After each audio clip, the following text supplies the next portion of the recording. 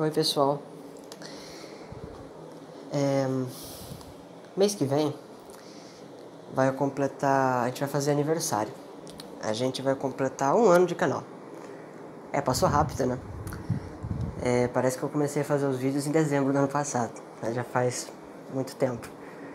A pandemia tinha acabado de começar quando eu comecei a gravar as coisas. Eu comecei a gravar justamente porque eu tinha mais tempo livre de noite. Bom, continua tendo pandemia, ou se não continua tendo pandemia, como diria o Aldrich, continua tendo lockdown e quarentena, mesmo com ameaça ou não. Mas de lá pra cá muita coisa mudou, obviamente. Só que uma parte essencial dessas coisas que mudaram, eu ter perdido mais coisas, ter ficado mais velho, ter acontecido coisas na minha vida pessoal, mas tem uma coisa que perdurou, que ficou igual, e que vai morrer hoje. Hoje ela vai deixar de ser igual. Todos os vídeos que eu fiz, do primeiro vídeo falando oi pra vocês, até o último sobre psicologia atencional, todos esses aí foram feitos pra você pensar, sem exceção. Mas esse vídeo que você está assistindo hoje não foi feito para isso. Esse vídeo foi feito para você vivê-lo. E na minha modesta opinião, que não é majoritária no mundo, quando se vive algo, se vive mais intensamente esse algo, ele é totalmente mais importante do que apenas idealizar esse algo. Então, se é um vídeo para ser vivido, é um vídeo que vai te afetar muito se você se propor ser afetado. Se você não se propor, então é uma das coisas mais irrelevantes que você vai ouvir na sua vida. Eu quero que você assista até o final. Eu sei que muitos de vocês não fazem isso. Eu tenho dados do tempo médio de visualização. Eu não sou trouxa. Eu sei que tem gente que vem aqui, não tem como eu saber quem é e quem não é, óbvio, mas que assiste 2 minutos e vai embora. Que assiste 1 minuto, dá um like, comenta boa, João, e vai embora. Bom, alguns vídeos são muito grandes mesmo. A minha voz é muito horrível, ela não é bonita. Os vídeos não são bem editados, né? Às vezes o assunto pode ser considerado irrelevante, mas você clica para assistir. E não vê tudo. Como se eu quisesse like, como se eu quisesse inscrito, como se eu quisesse visualização. Meu filho, meu canal tem 224 inscritos, é um canal minúsculo. Mas se você pedisse para escrever o nome de 224 pessoas que eu conheço, eu não conseguiria fazer isso, eu acho que daria umas 50 só. Tem gente que tá aqui que eu nem sei onde é que é, tem gente daqui que mora no Rio de Janeiro, tem gente daqui que mora na Bahia. Eu nunca vi o rosto da pessoa. Eu não quero nada disso. Eu quero que você aprenda ou me ensine. Para isso tem que ver o vídeo inteiro. Mas hoje você não vai me ensinar e você não vai aprender. Hoje você vai viver. É por isso que eu quero que você assista até o final. Os outros, tudo bem, vai. Vamos deixar você assistir só os 2 minutos mesmo, não os 14, e ir embora. Você me dá um prêmio de consolação. Pelo menos você viu a introdução, que já é alguma coisa, né? Mas esse eu peço, por favor, até o final. Ele vai ficar grande, porque a gente vai falar de vida hoje. E a vida é complexa. Muito mais complexa de qualquer outro assunto que eu já falei. Esquece dialética marxista, esquece Mário Ferreira dos Santos, esquece ética argumentativa. Nada é tão complexo quanto a existência. E a gente vai analisá-la nos momentos mais dramáticos que alguém poderia viver. A gente vai analisar a pobreza espiritual humana. A gente não vai usar palavras muito eruditas, a gente não vai fazer um estudo profundo, jihadiano sobre isso. Eu só vou te mostrar algumas coisas estranhas que andam acontecendo. Antes da gente começar a ir direto no ponto, eu queria contar um relato que aconteceu comigo há 4 anos atrás. Faz um tempinho já. Eu era bem mais novo, eu não tinha barba. Na época eu tinha 16 anos de idade. Na verdade eu tinha 15. Que esse ano eu vou fazer aniversário e tal. Eu tinha 15 anos de idade. E eu comecei a estudar esses assuntos. Esses assuntos aí que a gente conversa diariamente, semanalmente, mensalmente, anualmente. Essas coisas que entre os meus amigos me torna reconhecido. Tipo, o João é muito bom nisso, o João é muito bom naquilo, o João faz isso muito bem. Essas coisas que meio que me dão uma certa especificidade, por assim dizer, uma característica própria dessa figura que vos fala. Eu comecei isso aí há uns 4 anos atrás, 4 para 5 aí, no meio do ano já bate uns 5 anos aí. E aí, cara, eu ouvi falar de marxismo. Todo mundo já ouviu falar disso aí, né? Tem gente que adora isso, tem gente que detesta, tem gente que não gosta nem desgosta. E eu ouvi falar sobre isso. Bom, o que uma adolescente da minha idade cru, né? Eu só lia literatura, né? Eu gostava muito de ler literatura. Eu meio que tinha garimpado todos os livros de literatura brasileira da biblioteca da minha cidade. Eu sabia de cor salteado páginas de Machado de Assis, Humberto de Campos, Érico Veríssimo, Humberto Salles, só os caras feras, né? Tira o Érico Veríssimo da expressão os caras feras, por favor. E Jorge Amado e tal. E aí eu lia muita literatura, então assim, eu tinha uma facilidade maior do que a dos meus colegas para escrever e para conversar em público, mas não era um dom natural, um talento, uma coisa extraordinária. Isso aí é básico de qualquer educação, é que eu lia livros, e os livros ajudam a gente a se desenvolver um pouco, sabe? Faz bem para a inteligência, qualquer livro, assim, que não seja nocivo, seja um livro anético ou ético, por assim dizer, te ajuda um pouco, sabe? A literatura brasileira é boa, tem muita coisa ruim, mas tem muita coisa boa também. E eu era assim, um rapaz assim, entendeu? Lia livros de literatura, depois comecei a ler livros de literatura estrangeira e descobri um negócio chamado política. E acompanhado da palavra política veio a palavra marxismo, né? E direita. Bom, eu fiquei interessado no marxismo, a direita não me interessou, não. Eu fui tentar ver o que era esse negócio, sabe? E aí, sim, o que um adolescente naquela época faria, né? Vai no Google, não é isso? E, bom, foi o que eu fiz, velho. Eu fui no Google, eu vi, e assim, eu fiquei muito perdido, porque tinha uma dualidade muito latente. Tinha sites com artigos que falavam do Marx como se estivessem falando do surfista prateado. Não, porque é um gênio, porque é isso, porque é aquilo, isso aqui. Nossa, meu Deus, eu nunca vi tanto título de honraria desde quando eu escutei o... Desculpa, eu precisei sair aqui, meu irmão me chamou. Eu tava falando que eu nunca vi tantos títulos bonitos na minha vida desde quando o seu Joaquim foi cantar a ladainha de Todos os Santos na igreja, perto do Natal. É um negócio impressionante. E tinha páginas, foi até aí que eu conheci o Olavo, que sentava o rei no Karl Marx como se ele fosse, sei lá, um possesso de Beelzebub, você tá entendendo? Um negócio absurdo, sabe? Assim, não tinha como eu saber quem que tava certo e quem que tava verdade. Quem que tava falando a verdade e quem tava mentindo. Não dá, né? Era só textos elogiando ou descendo a lenha. Mas assim, você via que tinha gente que tinha um ódio mortal por ele, que o culpava de grandes erros na humanidade, que eu já tinha ouvido falar também, e tinha gente que não. Tinha gente que falava que isso aí não tinha nada a ver, que ele era um anjo de caridade. Bom, e aí vem minha pergunta, né? Quem que é o Karl Marx real? Um desses dois? A síntese desses dois? Ou uma coisa que não tem nada a ver com isso? Bom, na época eu não tive saco pra ler. Eu fui ler um pouco dele, assim, 1 ano, 2 anos depois. Demorou mais tempo. Mas uma coisa me chamou muita atenção e me fez ter simpatia pelo movimento marxista. Sim, é isso mesmo que você acabou de ouvir. Muitos dos textos de militantes, via coisas em português mesmo. Gente que morava aqui no Brasil, e alguns até moram aqui, outros foram embora. Falando assim que, bom, o mundo era muito pobre, muita gente passava fome, tinha gente muito ruim que tinha muita coisa, e gente muito boa que não tinha nada. Eu falei, caramba, mas é verdade. É verdade, mas tem muita gente que passa fome. Tem gente que não tem um lar, tem gente que não tem roupa, tem gente que não tem nem comida, tem gente que não tem nem água, meu. Água.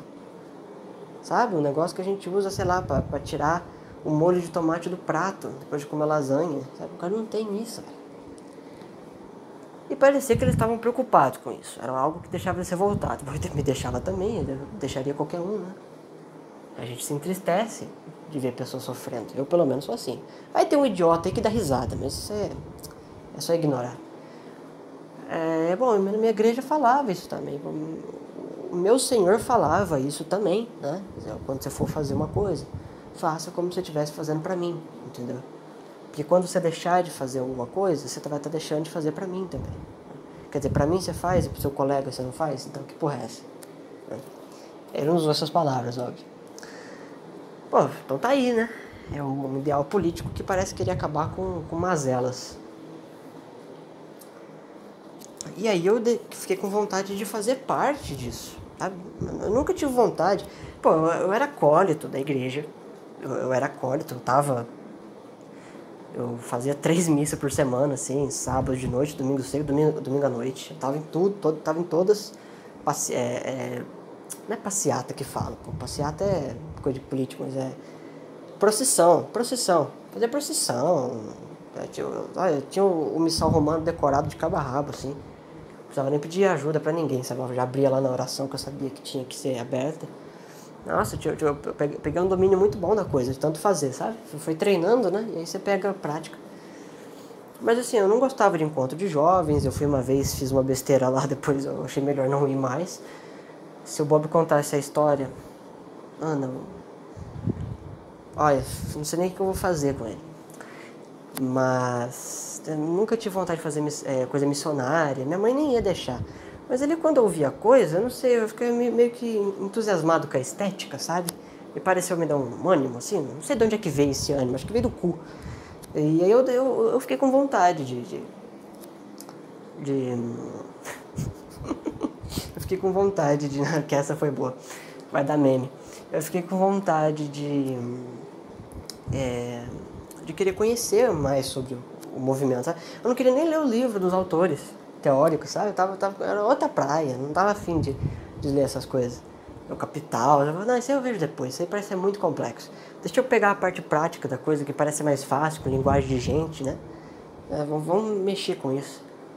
Poxa, e aí eu falei assim, bom, como eles estão preocupados com a fome no mundo, um exemplo da fome, né? A fome seria uma pobreza, a gente pobre não tem comida para comer. Falei, bom, se eles estão preocupados com isso, eu imagino que eles tenham ONGs aqui no Brasil, ou fora do Brasil, na Índia, na África. Eles têm ONGs que eles arrecadam dinheiro, né? Arrecadam alimentos, igual o Hospital do Câncer faz, igual a pastoral lá do asilo, do Lar São Vicente de Paulo, da igreja faz. Então assim, eu falei assim, eu quero participar, ver se tem alguma coisa aqui perto, em Ribeirão, Franca, eu quero participar, entendeu? Poder, sei lá, tipo, doar sangue, vai todo mundo junto, sabe?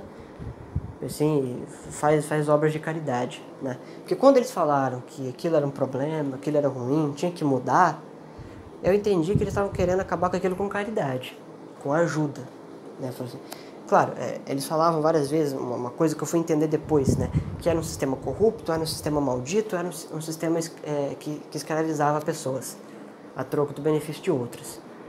Eu não sabia se isso estava certo ou não, mas eu sabia que já tinha visto muito disso acontecer. Até no meio familiar, assim, próximo, muito próximo de mim. E eu julguei que, depois eu posso tentar me aprofundar mais nessa questão, mas se eles querem destruir uma estrutura de organização civil, isso demora muito, né? Isso poderia ser secular, mas pra frente eu fui ver que o Marx disse isso, que era uma coisa que demorava muito tempo mesmo. Bom, mas as pessoas estão sofrendo agora. Não daria pra fazer alguma coisa pra tentar amenizar esse problema? Eu imaginei que você pode fazer obras de caridade, você pode ajudar o próximo, e aí a pessoa vai se mantendo. Enquanto uns vão ajudando, resolvendo problemas imediatos, outros são mais capacitados, resolvem problemas a longo prazo, né? Você vê que cria uma militância organizada, né? Os comunistas é bem organizada, mas não desse jeito. E aí eu falei assim, eu quero participar então. Aí eu fui atrás de ONGs, de arrecadar alimentos, de pagar médico pra quem tá doente não tem condição, tomar vacina e tal. Cara, eu não achei nada, velho. Eu não achei nada. Eu juro pra você que eu não achei nada. Olha, eu procurei em muito lugar. Eu procurei em Franca, procurei em Ribeirão, procurei em Campinas. procurei em São Paulo, procurei no Rio, eu procurei no Acre, no fucking Acre, para ajudar as 12 pessoas mais legais que eu ia conhecer na minha vida. É brincadeira, era 7. Eu procurei até fora do país, sei lá, vamos lá, vamos pra Zâmbia, vamos pra Marrocos, vamos pra Moçambique, entendeu? Vamos, sei lá, pro Zimbábue, pra Namíbia, sabe? Pra Angola, pra República Democrática do Congo, vamos pra algum lugar aí que tem gente sofrida, né? Eu conheço gente que veio de lá, então eu vou perguntar pra ele se ele me põe no avião e manda pra vila dele, a gente vai junto, entendeu? Mas eu não achei nada, eu não achei ninguém. Uma viva alma. Esses militantes mais práticos, eles ficavam fazendo coisas assim, mas eles ficavam na internet xingando pessoas. E, bom, pra que eu vou ficar fazendo isso? Eu tenho coisa pra fazer, eu tenho tarefa de casa, eu tenho que acabar aqui o Bruno Tolentino, eu tenho que jogar um PES 2013, eu tenho que fazer muita coisa. O melhor jogo de futebol já inventado, pesquisa aí na internet se você não conhece. O melhor jogo da história. Ninguém superou ele ainda. Falei, olha, não achei nada, sabe? Sabe quando você tá a fim de procurar uma coisa, você procura, e você sente que a culpa não é sua, não existe, não tem porque não existe? Então, a conclusão que eu cheguei foi aquela. Hoje eu tenho certeza que não existe. Falei, mas que bizarro, né? Na minha igreja tem um monte de ONG assim que vai pra África, pra Índia, pra, sei lá, pro Sri Lanka, pro Myanmar, vai pra sertão nordestino e faz essas coisas, né? Eles estão preocupados também, eles não fazem uma análise do problema do mesmo jeito, mas parece que eles estão preocupados com a mesma coisa. Isso eu, 5 anos atrás, 4 anos atrás, eu pensando assim, você tá entendendo? Eu falei, mas não tem nada, cara, bolhufas, ninguém sabia me dizer se tinha ou não. E aí eu acabei descobrindo que não tinha mesmo. Falei, ué, mas se tem algum interesse em resolver problemas imediatos, eles estão esperando o quê? E aí eu falei assim, pô, mas eles não falam dessa ajuda? E na verdade eles falavam dessa ajuda. Eles usavam uma expressão que quando eu li a primeira vez eu entendi ela errado. Eles usavam a expressão justiça social. Bom, quando eu li a primeira vez a palavra justiça social, eu tinha uma noção de justiça, que depois eu fui descobrir que era uma distinção, uma noção filosófica, de entregar à pessoa aquilo que lhe é de direito. Eu não sabia explicar como é que a pessoa conquistava direitos. Me parecia que o Estado projetava isso. Bom, de fato, às vezes projeta. E que era seu, só quem tirasse estava acontecendo um problema, era uma injustiça. E social, porque estava falando da sociedade, né? A sociedade lá merecia alguma coisa e alguém tirou isso delas. E aí uma outra sociedade iria nessa outra sociedade carente, e essa outra sociedade não era carente, ajudar com o que tinha, né? Para a sociedade carente não ficar mais carente, né? Ter como viver dignamente, humanamente e dignamente. Eu achei que era isso. E que, na minha concepção, era basicamente uma caridade. Mas passou um tempo e eu percebi que eu estava errado. Eu percebi que eu estava muito errado. Caridade é quando A tira de si próprio e entrega, sem querer nada em troca, para B. Isso é caritas. Eu tinha uma noção parecida com essa. Eu dei uma definição um pouco mais nobre. E há muitas outras. Você pode abrir um livro aí do São Francisco de Assis e ele vai te dar uma aula linda sobre caridade. A vida dele é uma aula sobre caridade. Você pode abrir o Evangelho e ninguém explica melhor as coisas do céu do que o nosso Senhor Jesus Cristo. Só que esses aí são muito grandes. E Jesus é o maior de todos. Eu sou só um pobre coitado. Mas a minha definição de caridade não estava errada. E essa que eu dei agora também não está. É que eu achava que justiça social também era isso. E aí caridade e justiça social eram sinônimos. Mas não é. Pode ser que alguém um dia invente uma justiça social que seja uma caridade. Quem sabe? Mas a dos marxistas não é caridade. Justiça social do marxista, e aí eu entendia o porquê que não tinha uma ONG para acabar com fome no mundo.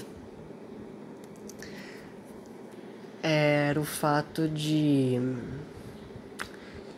Para eles, justiça social é quando C tira de A e entrega para B. Você notou a diferença? C não tirou de C para B. C tirou de A para B. E aí eu comecei a entender o porquê que eles ficavam lá falando. Não, mas porque tem que tirar o dinheiro desses empresários e dar pro pessoal que mora na favela.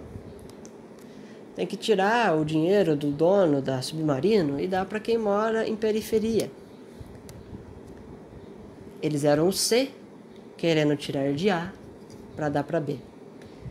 Aí eu já perdi um pouco a expectativa. Eu falei, não, mas aí isso aí não é o que eu achei que seria. Bom, o tempo foi passando, gente. Aí eu fui aprendendo mais coisas sobre marxismo, comecei a ler livros do Karl Marx, do Engels, do Gramsci, do Lenin, do, sei lá, quem mais, do Althusser, do Lukács, etc. E aí eu fui aprendendo mais sobre a mente esquerdista. E aí aconteceu... Eu percebi cada mês que passava, cada ano que passava, que eu dava atenção para isso, piorava, né? Ficava pior.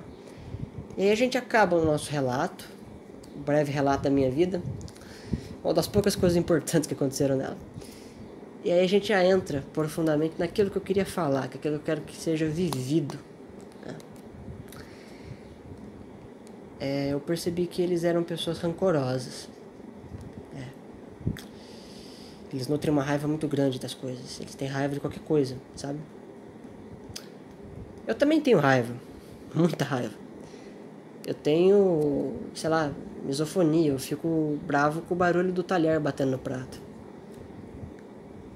Mas isso tem tratamento. O deles era parecer algo ser mais complexo. Parecer algo que vinha da própria personalidade deles. Mas não era algo que eles tinham na infância. Era algo que foi projetado pós-adolescência.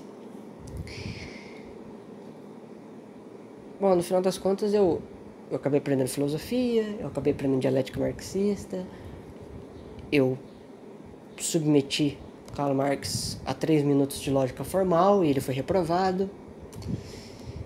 Eu fiz bastante coisa legal. Mas tudo isso são assuntos para se pensar. Assuntos teoréticos. Na prática, eu via que o movimento comunista, marxista, estava deturpando a cabeça de pessoas da minha idade. Só há um tempinho atrás. E hoje, para infelicidade ou felicidade minha, eu vi acontecer de novo.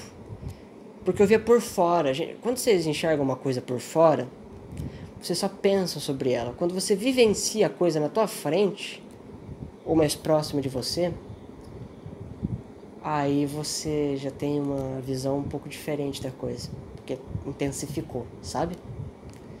É diferente, você vê alguém doente, você ficar doente. É diferente. A reação nossa é diferente. Bom, comecei a ver um pouquinho disso ano passado, na faculdade. É que depois parou as aulas, então não tive mais contato com a molecada. Mas já foi um presságio. O lugar tem uma energia ruim, sabe? Me fazia até mal. Tá com os chakras descontrolados lá. E hoje eu tava num Discord de uma marxista. Não vou citar nome. Quero dar nome pra ninguém aqui hoje. Quero que se foda. Eu devia expor, mas não adianta nada. Não vai acontecer nada. Pelo menos não a curto prazo. Então não tem sentido expor. Mas eu... deixa eu deitar aqui, galera. Mas eu tava nesse servidor e eu vi acontecer. Eu vou colocar os prints dessa conversa como slides aí no vídeo. Se você quiser, você pode pausar o vídeo e ler a coisa. Eu acho que já vai te dar uma ideia ilustrativa do que aconteceu, porque foi aquilo que estava escrito.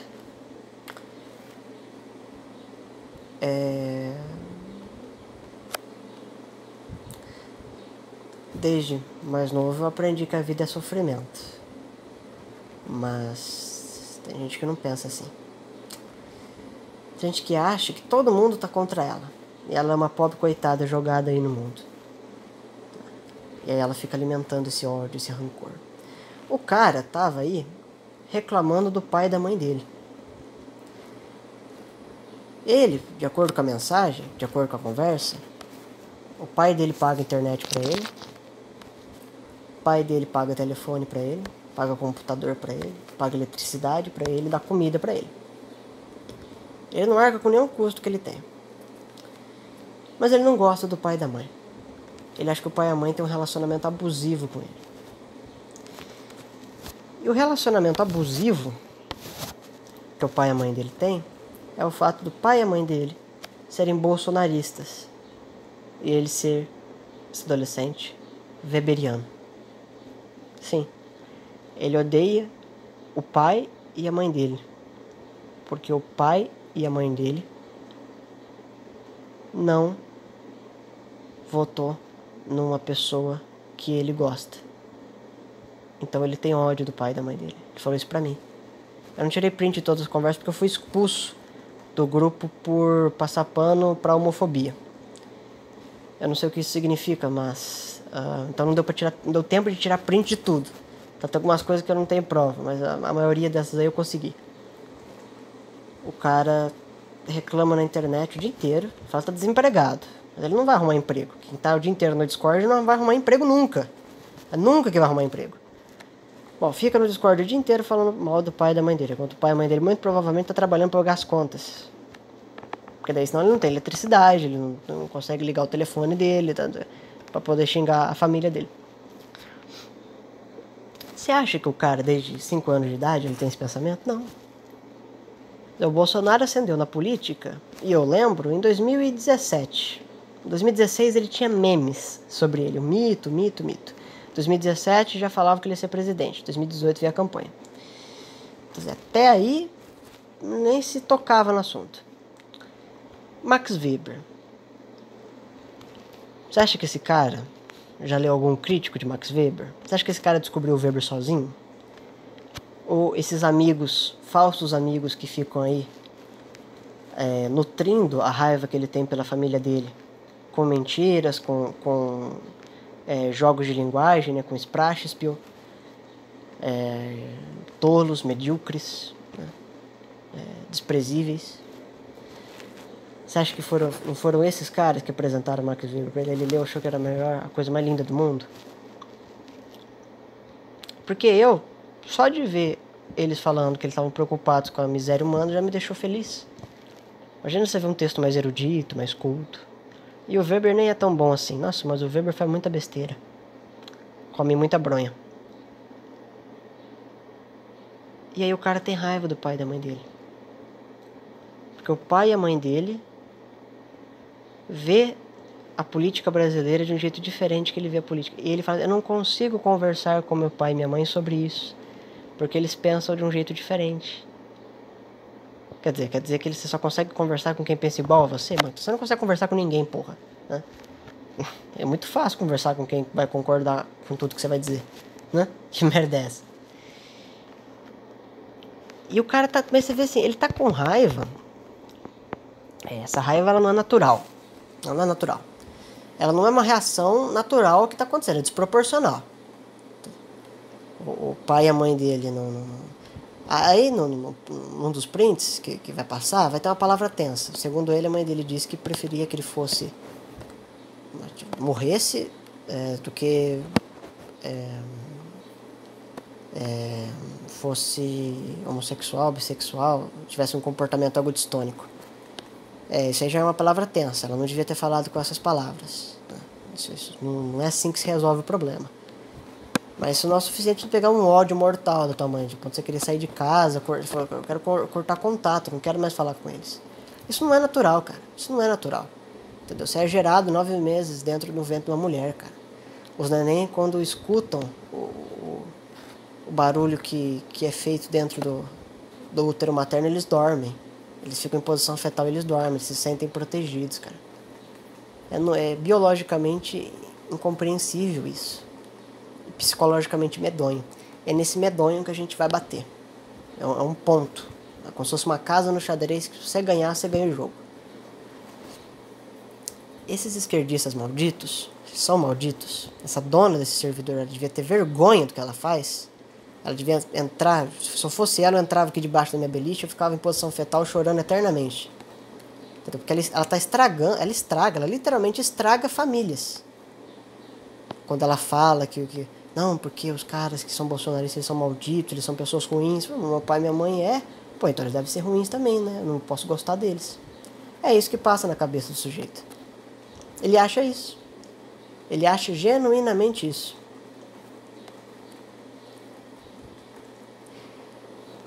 É aí que tá. Bom, isso aí é a companhia, a má companhia. Mas o natural seria ele pensar o seguinte: olha, mas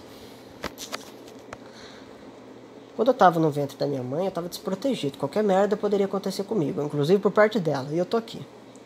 Depois que eu nasci, eu levantei para pegar comida? Não. Me alimentaram. Depois, quando eu precisava de dinheiro, eu fui lá e comecei a trabalhar. Não, eu precisei pedir para ter emprego. E o cara precisou aceitar. A vida inteira eu dependia e dependo de pessoas. Elas podem não ser maravilhosas, mas pelo menos elas não me deixam morrer. É uma coisa natural de se pensar. Você não precisa falar de política com teu pai e com tua mãe. Às vezes eles nem gostam disso, eles só votaram lá no cara porque sim. Por que você quer convencer os caras? Que direito que você tem de você meditou, você leu todas as ideias contrárias tão a fundo quanto você leu as ideias que você concorda, para ter certeza de que você está tendo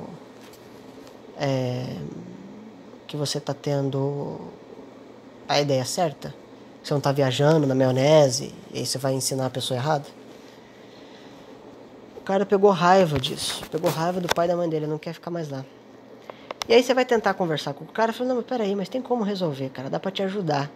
Porque você vê aquilo e você fala, pô, o cara tá triste, mas ele não tá triste porque a situação dele é triste. Pelo amor de Deus, velho. Cara, o pai do Olavo morreu quando ele tinha 12 anos de idade, teve que largar o ginásio pra poder trabalhar, pra ajudar a mãe a pagar as contas de casa e comprar comida. Você acha que ele ficou lá culpando o pai? Por que você não cuidou da sua saúde, seu velho, filho da puta, não sei o quê. Você acha que o Bertrand Russell ficava xingando o pai dele na BBC? Fala, meu pai não pensa que nem eu, não sei o que, tá? Pô, o pai do Russell pagou o estudo dele, pô, ele deve até as cuecas pro pai dele, não é? Meu pai, meus avós por parte de pai morreram no acidente de carro, meu pai foi criado pelos tios, com 9 anos de idade estava dirigindo máquina na fazenda do Vodito para poder ganhar dinheiro para ajudar nas contas de casa, porque a dona Vera era dona de casa e o vô Batista era maquinista. E aí tinha que cuidar de 6 crianças, né? Os irmãos do meu pai e os filhos do próprio vô Batista. Mas você acha que ele fica chorando? Que ele fala, eu sofria muito, eu tinha que trabalhar, era uma tristeza. Eu posso colocar ele depois, outro dia, para falar aqui. Vocês podem tirar a prova. Falar, pai, fala aí um pouco aí. Tá, não... Mas fico imaginando ele chegando pro vô Batista falando assim, você tem obrigação de me sustentar e de pensar do jeito que eu penso, lidar com a vida do jeito que eu quero lidar, né? Um moleque de 12 anos de idade falando pra um de 50 como é que tem que viver a vida. Né? Aí ia tomar uma sova, ia parar lá na minha terra natal. Fico imaginando assim, um amigo meu aí, que eu não vou falar o nome porque não precisa. Quando o pai dele falou, se você quiser continuar nessa casa, você vai ter que trabalhar. Tava barbudo já. Acho que ele fica xingando o pai dele pra mim. Meu pai, filho da puta. Não, ele agradece o pai até hoje. Tem gente que eu conheço que a mãe tentou matar o cara, velho. Matar o cara, esfaquear o cara. Você não vê o cara falando mal da mãe dele uma única vez. Aí porque o pai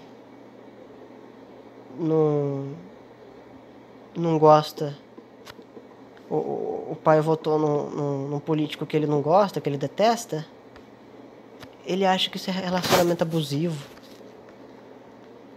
que a culpa por ele ter dificuldade de fazer as coisas, de ter vontade de conversar, não é culpa desses amigos, filhos da puta dele, que ficam colocando merda na cabeça dele, é culpa do pai e da mãe. Quantos putos esses filhos da puta deram pra ele comprar um notebook, pra ele ver a aula? Que ele tá reclamando que ele não tem notebook. Ele usa o Discord, no mínimo celular ele tem. Eu assisti a aula de faculdade no telefone, fiz até prova no Word do telefone, horrível de fazer, quem conhece o Word do telefone sabe. Nunca reclamei de nada. O cara aí tá reclamando no notebook, aí a mãe não comprou, tá, minha mãe não compra as coisas que eu quero. Enquanto, puto, não sabe nem se o fala, meu pai e minha mãe não fica dando condição material pra mim poder estudar, eles não querem que eu estude. É assim que ele interpreta a coisa. Aí esses filhos da puta não querem nem saber se o pai e a mãe têm condição de comprar ou não. Quer saber? Nessa pandemia o pai tá com emprego ou não. Esses pais aí seu, pelo amor de Deus, hein, não sei o quê. Fez vaquinha pra comprar um negócio pra ele? Não faz, né? Ele não faz. Não faz ONG, não faz vaquinha, não ajuda ninguém. Não ajuda ninguém. O Lula fez o Bolsa Família com dinheiro de dívida, não com dinheiro de lucro. Ele endividou um monte de gente, se endividou o país para poder... Isso é uma ajuda? Isso é ajuda? Os caras que receberam um valor há 10 anos atrás estão pagando esse valor agora. E o cara tem raiva. Eu fui tentar conversar com o cara, os meninos não deixaram. Tiraram de lá. Acho que foi a primeira vez que alguém confrontou ele. Porque ali só tinha gente pra ficar passando a mão na cabeça dele. Falou, não, você é um pobre coitado, você sofre demais. Você tem uma vida muito horrível. Sua vida é uma droga, cara. Sua vida é detestável. As pessoas que estão em sua volta são horríveis, são pessoas do mal. Nós somos aqui pessoas do bem e vamos te acolher. E aí entra o estado de histeria. Psicologicamente é quando você conta tanto uma mentira pra si próprio que você acaba acreditando nela. E mentiram tanto pra esse rapaz, e ele deve ter mentido pra si próprio tantas vezes, que agora ele já não sabe mais o que tá acontecendo na vida dele. Ele não sabe mais separar uma vida familiar difícil, onde o pai bate na mãe, onde o pai bate no filho, espanca, tira sangue, faz a mãe vomitar de dor, com divergências políticas, que não são assuntos necessários para se colocar numa mesa de jantar. Muito melhor perguntar como é que você tá, se você tá bem, se teve um bom dia hoje. De onde você acha que vem esse comportamento agodistônico dele? Vem da cultura, porra. E aí eu fiquei pensando, eu falei, meu Deus, olha o estado de saúde que essa pessoa tem. Olha o porquê que ela tá que ela tá chateada, que ela tá irritada, que ela tá com ódio. Olha o que ela está nutrindo e contra quem ela está nutrindo e por que ela está nutrindo. E aí eu pensei assim, caramba, mas eu não sou diferente desses moleques que estão fazendo besteira na cabeça desse menino. Que devem ser moleques também, ou adultos com cabeça de moleque. Não tem diferença nenhuma. Quando entram uns moleques meio quarta-feira no CL, todo mundo sabe que o CL é minha casa. Foi lá onde eu encontrei a maior quantidade de pessoas com o lobo frontal saudável. Toda vez que entra um cara meio chupeta lá, eu acabo dando umas pisadas firme, umas pisadinhas nessas pessoas. Porque daí o cara fica com raiva, ele vai tentar estudar pra me refutar e ele acaba descobrindo que eu tava certo. Mas a questão é que às vezes eu acho que as minhas pisadas, elas não são pisadinhas, é uma patada de elefante na boca, sabe? Eu acabo pegando pesado. Já me falaram isso muitas vezes. Eu raramente fico com raiva, raramente fico nervoso. Entendeu? Só quando o cara abusa do bom senso ou da risada de algo que eu faço. Né? Porque daí eu tenho a impressão que eu sou um palhaço, aí eu não fico feliz, eu fico bem bravo. Eu perco a linha. Mas...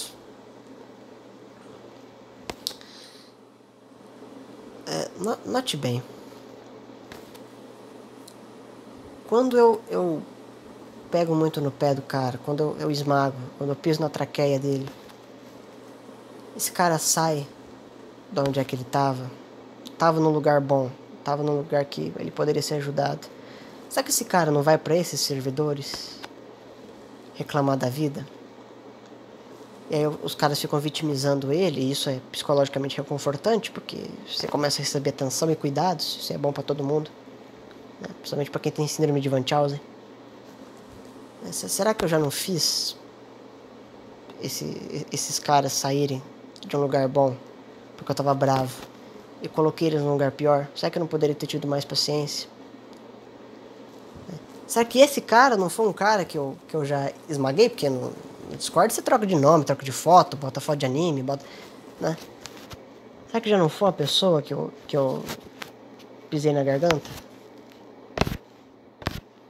E que eu não lembro? Meu cara às vezes não lembra de mim também, porque a gente muda de nome também.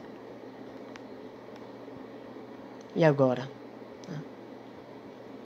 Quando eu vi isso, e eu me senti impotente, porque eu não conseguia acessar o espírito do cara, eu não tive oportunidade, porque ele tá protegido, ele tá num espaço que ele é intocável, e é por isso que ele gosta daquele espaço, porque ali ninguém rela nele, nem os pais dele relam nele, ali. Eu fiquei pensativo, eu falei assim, caramba, e se eu falasse mais calmamente, se eu ficasse menos nervoso contra esses manjados, e se eu debochasse menos da cara deles, se eu humilhasse eles menos do que eu costumo humilhar, e se eu falasse menos, se a gente do mundo libertário, a gente falasse menos de coisas possíveis e mais de coisas reais. Se a gente ensinasse para esses pirralhos que a vida é sofrimento, que a vida é luta, é uma constante guerra, não de classes, mas de sobrevivência, de impulso vital, né? Do que é elevado, do que é baixo, do que é sacrossanto e do que é profano. A gente passasse a objetividade da realidade para essas pessoas, ao invés de falar de pavimentar a estrada, ao invés de falar, sei lá, mas e se um neném estiver no carro e o cara deixou o neném com o carro trancado no sol quente? Mas se uma alienígena abduzir uma mulher e violentar ela sexualmente, pode abortar? Em vez de ficar falando desses assuntos, talvez com um pouco mais de esmero, firmeza sempre. Que o cara tem que sacar por que tá errado, mas no meu caso, às vezes eu acho que eu sou firme exageradamente. Não precisava ser tão firme. E a gente poderia insistir mais, sabe? Eu poderia insistir mais, perder a paciência mais lentamente. Porque daí se ele sai e entra num lugar desse, você não tira o cara mais de lá. Só o Espírito Santo que tira. Então você não consegue ajudar mais, entendeu? Você consegue só rezar. E dá uma agonia, velho. Mas por que tá preocupado com ele? Não sabe nem o nome do cara. Mas é porque é uma alma, gente, que tá navegando em direção oposta ao lugar que ela estava. O lugar que ela não devia ter saído. E que ela tá lá. Meu pai é bolsonarista pra caramba. E eu sou anarquista de livre mercado. A gente fica conversando desses assuntos, pô. Não fica, a gente fala de futebol, a gente fala de viola caipira, sei lá, fala de carro, fala de pizza, de Senhor dos Anéis, que ele adora. Vai ficar falando de uma coisa que gera atrito, que gera conflito? Você tem que saber lidar com isso. Isso não é um problema, isso é só uma heterogeneidade. O cara tá com raiva, velho. O cara tá puto. Ele tá triste também. Eu acho que ele tá triste de verdade. E nervoso de verdade. Não tá fazendo ceninha mais, não. Imagino que ele tá ali há um bom tempo. Sendo reconfortado por uma coisa que ele não tá sofrendo. Então, assim, é um negócio lamentável. E aí, se você fez a gentileza de assistir todo esse vídeo grande, enorme, eu vou pedir que você pense sobre isso. Pense sobre essas coisas que eu falei. Vê o vídeo hoje, pensa hoje. Não precisa ficar pensando eternamente sobre esse assunto, não. Pensa hoje sobre ele. Eu falei que era um vídeo que não era para se pensar, mas talvez caiba uma rápida reflexão de tudo que você ouviu. Pelo menos uma assimilação. Você organizar na memória as coisas que eu disse. Mas só lembra desse vídeo de novo, depois que você memorizar ele, depois que você assimilar ele, quando você estiver vivendo isso. Quando você estiver vendo o objeto que eu vi hoje, quando você estiver agindo do mesmo jeito que eu costumo agir. E aí você vê se a situação é favorável, porque às vezes a gente trata mal quem a gente tinha que tratar bem, né? E o caso do rapaz desse, ele precisa só de ajuda, entendeu? Eu poderia falar pra ele deixar de ser um chorão retardado. Engole o choro aí, vai arrumar o que fazer, vai arrumar um emprego, pô. Sai desse Discord escroto aí. Dessa filha da puta, vai arrumar o que fazer. Mas isso não ia ajudar ele, né, velho? E às vezes dá a impressão que tem gente que não tem mais salvação. Então é isso. Eu falei que não ia postar vídeo esse mês, mas o assunto me pareceu importante. No final do mês tem 2 vídeos sobre Mário Ferreira dos Santos e aí a gente já encerra o mês de março com 3 vídeos. Eu tô tratando de problemas pessoais aqui e ele tá insistindo em ficar. Então eu tô sem tempo, tá? Desculpa qualquer coisa. Obrigado por ter assistido até aqui. Você fez um grande favor pra mim. E pra você também. E a gente se vê por aí, tá bom? Grande abraço. Até mais.